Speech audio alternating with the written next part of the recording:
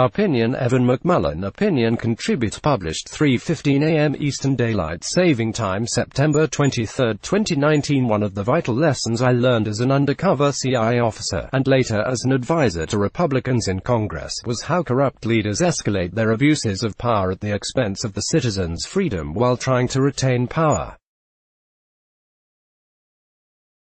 It motivated my service at the time and continues to drive my work to protect and improve American democracy now. It also informs my grave concern about recent reporting that President Donald Trump and his personal attorney, Rudy Giuliani, pressured the government of Ukraine to help them dig up dirt on Trump's primary political rival, a former Vice President Joe Biden, and his son. Despite Trump and Giuliani's cajoling and claims to the contrary, Ukrainian prosecutors are not investigating Biden and do not have evidence of wrongdoing. Following in the footsteps of others, some of the most extreme cases of such corrupt leaders are Syria's Bashar al-Assad, Iran's Ali Khamenei, and North Korea's Kim family dynasty.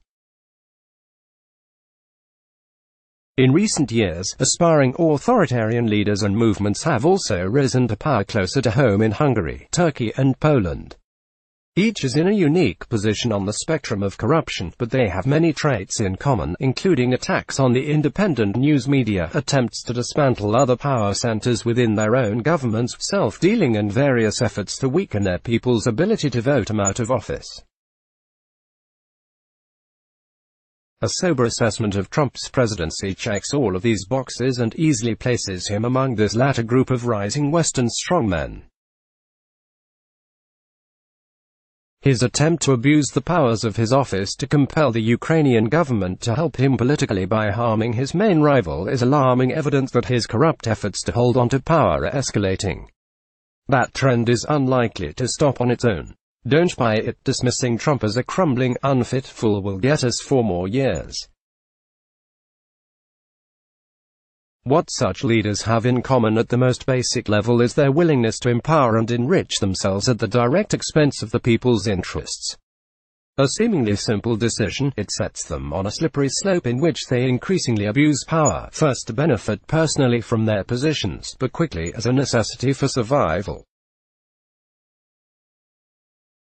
Each additional act of corruption leaves them more at risk of prosecution or public backlash and requires even greater abuses of power to counter, leaving them ever more vulnerable and perpetuating a more dangerous spiral of abuse. As they find ways to undermine checks on their power, they simultaneously become more powerful and more fragile, making escalating attacks on democracy both easier and more necessary.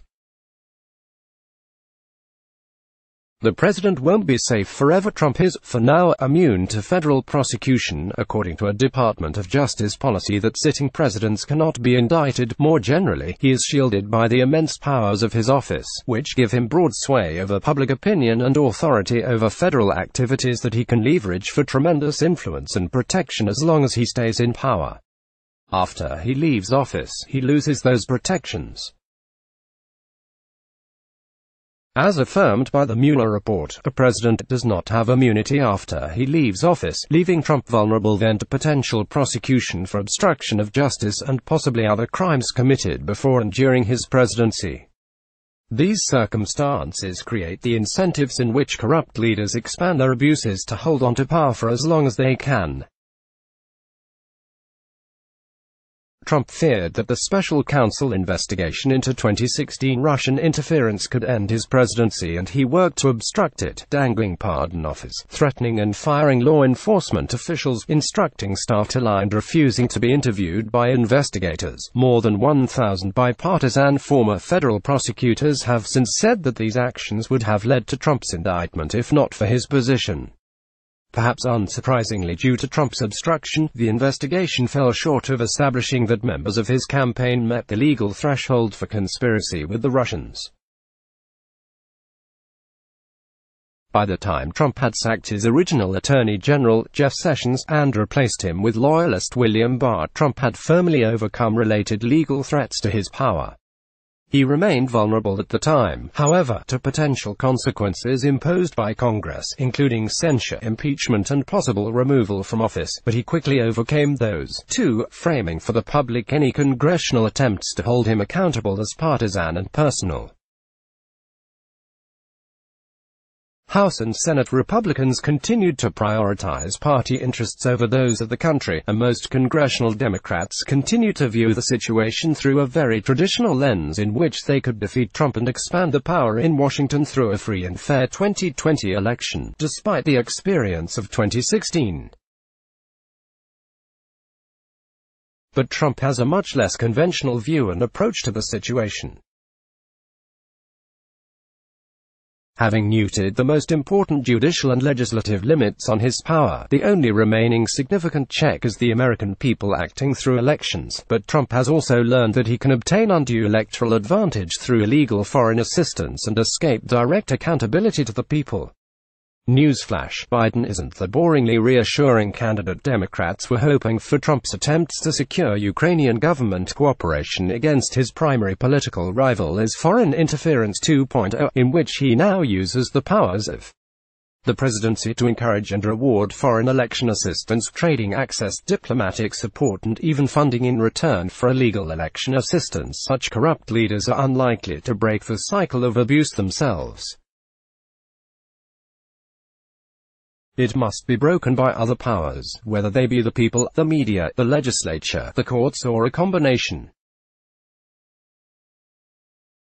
The longer the cycle continues, the riskier it is for individuals to oppose it, yet the more impactful the doing so can become. The whistleblower who filed a complaint with the intelligence community Inspector General Michael Atkinson last month is an example. This person took great risk, possibly without proper access to the legal protections intended for such persons, in hopefully helping the American people understand the growing danger that the Trump presidency poses to the republic. Nonetheless, countering this threat should not be left to the people alone. Congress has a constitutional duty and associated powers to hold Trump accountable before he repeats his foreign-assisted assault on our elections in 2020, something he is clearly trying to do. Republicans and Democrats in Congress should perform their vital responsibility to uphold the Constitution without further delay, demonstrating Trump's danger and the importance of their power, while setting the stage for political renewal in America. If they do not, they should expect Trump's attacks on American democracy to further escalate, and they should bear responsibility for its consequences. Evan McMullin is Executive Director of Stand Up Republic Foundation. He is a former CIA operations officer and independent presidential candidate.